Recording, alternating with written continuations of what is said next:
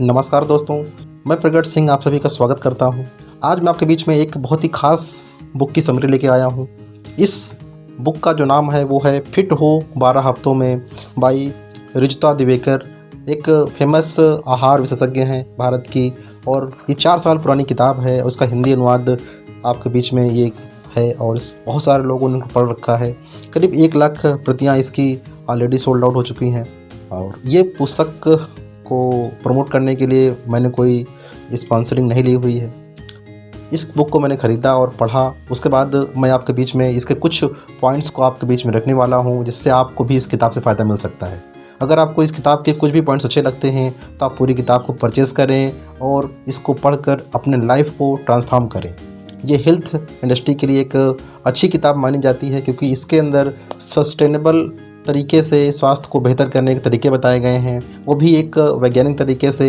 12 हफ्तों में आप कैसे अपने स्वास्थ्य को इन्हांस कर सकते हैं और उसको सस्टेन कर सकते हैं। इसमें बहुत सारे मिथ जो कि आपके बीच में, हमारे बीच में चल रहे हैं, उसको भी इसने तोड़ने का प्रयास किया है। जैसे कि चावल खाने से लोग मना करते हैं, शाम को चावल नहीं खाना चाहिए, तो इस बुक ने बताया है कि आप किसको खा भी सकते हैं। जैसे घी के बारे में लोगों की धारणाएँ हैं कि घी से लोग मोटे हो जाते हैं, इस किताब ने उस मिथ को भी तोड़ने का प्रयास किया है।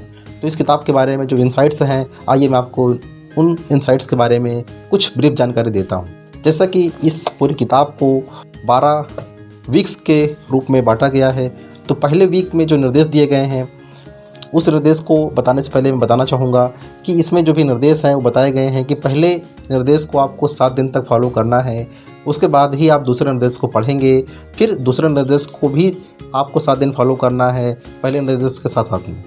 इस प्रकार आपको सारे निर्देश 12 हफ्ते के टाइम के दौरान इस्तेमाल करने हैं, और जिससे कि आपको मुश्किल से 3 महीने भी नहीं बीतेंगे, आपको एक अच्छा परिणाम आपको देखने को मिल जाएगा। चलिए पहले सप्ताह में क्या निर्देश दिए गए हैं उसके बारे में हम आपको इंट्रोड्यूस करते हैं।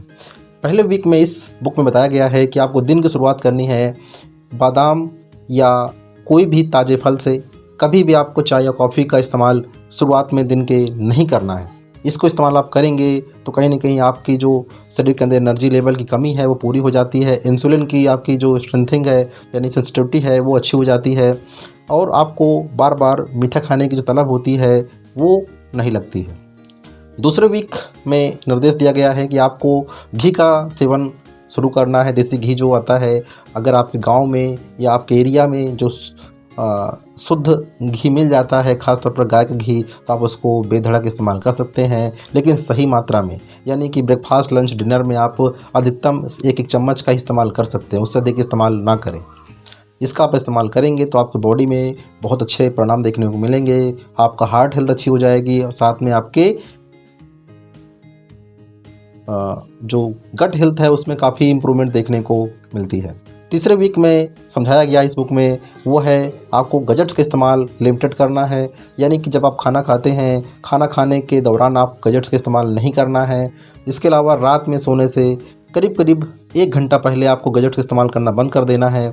इसको हम तीसरे वीक में स्टार्ट करेंगे, 7 दिन तक इसको फॉलो करेंगे, उसके बाद फिर हम इसको लाइफ टाइम आगे बढ़ाते हुए चले जाएंगे। बढ़ते हैं इस किताब के चौथे निर्देश की तरफ, जो क्या सिखाती है ये किताब हमें सिखाती है कि 4 बजे से 6 बजे के दौरान शाम को अधिकतर लोग को जब भूख लगती है तो वो कुछ ना कुछ बाहर का खा लेते हैं, तो इसकी खास तैयारी आपको करके रखना है। यानी कि इसमें आप बहुत सारे ड्राई फ्रूट्स हैं, नट्स हैं, सीड्स हैं, या उपमा डोसा हैं, ऐसे कुछ ना कुछ चीज़ें हैं जो आप घर में बना के रखते हैं। उस दौरान आपको पौष्टिक आहार लेना है जिसमें अंदर काफ़ी अच्छी मात्रा में न्यूट्रिशन हो, जिससे आपकी भूख कंट्रोल होगी और आपका जो हेल्थ है वो इम्प्रूव होना शुरू हो जाएगा। तो याद रखिएगा 4 बजे से 6 बजे के बीच में हमें पौष्टिक आहार लेना है।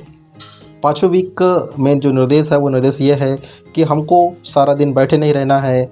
कम से कम अगर आप 30 मिनट किसी स्थान में बैठे हुए हैं तो 3 मिनट ज़रूर आपको चलना फिरना है। आप जितना वो करेंगे आपका बॉडी उतना फिट रहेगा। सीढ़ियों का इस्तेमाल करें, इसके अलावा थोड़ा पैदल भी चलें, गाड़ी को दूर पार्क कर दें जिससे कि आपको चलने का मौका मिल जाए। और आप डिनर करने के बाद भी कम से कम छोटे मोटे काम करें जिससे कि आपके 100 कदम पूरे हो जाएं और आप फिट और हेल्दी बने रहें। इसके अच्छे परिणाम देखने को मिले हैं।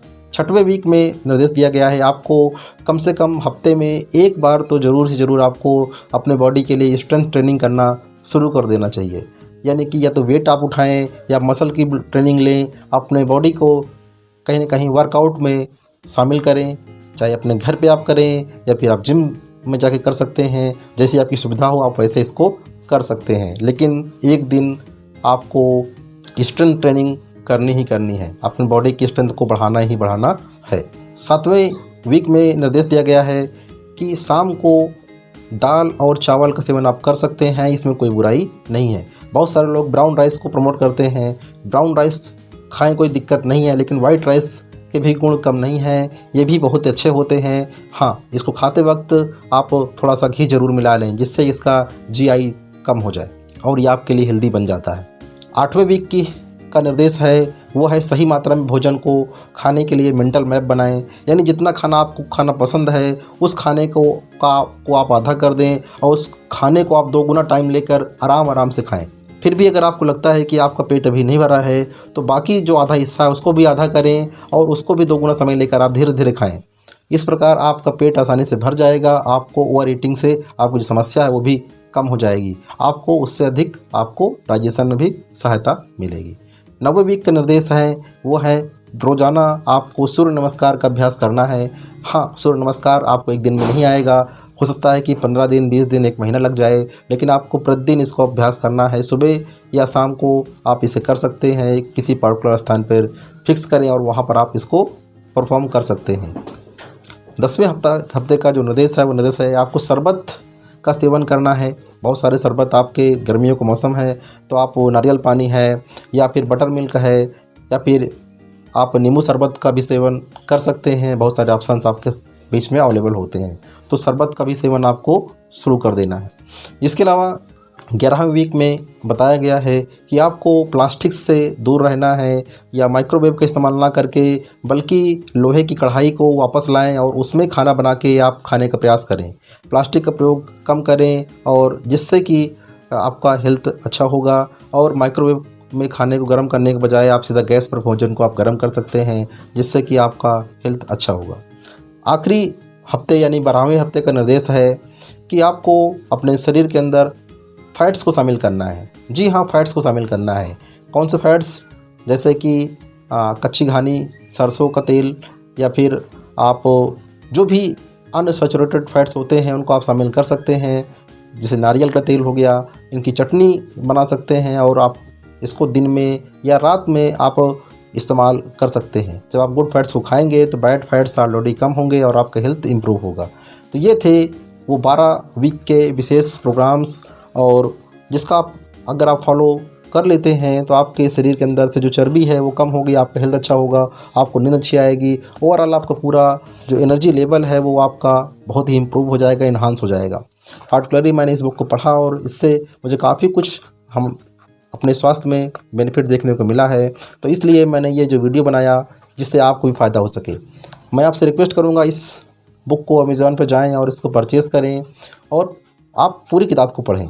मैंने केवल ओवरव्यू दिया है, इसके अंदर बहुत सारी इनसाइट्स, जानकारियाँ हैं, आप इनको पढ़ के आप अपने स्वास्थ्य को इम्प्रूव कर सकते हैं। मिलते हैं फिर किसी वीडियो में। अपने कमेंट्स और लाइक से हमें मोटिवेट करते रहें और इस चैनल को आगे ग्रो करने में हमारी सहायता भी करते रहें। Thank you and God bless you.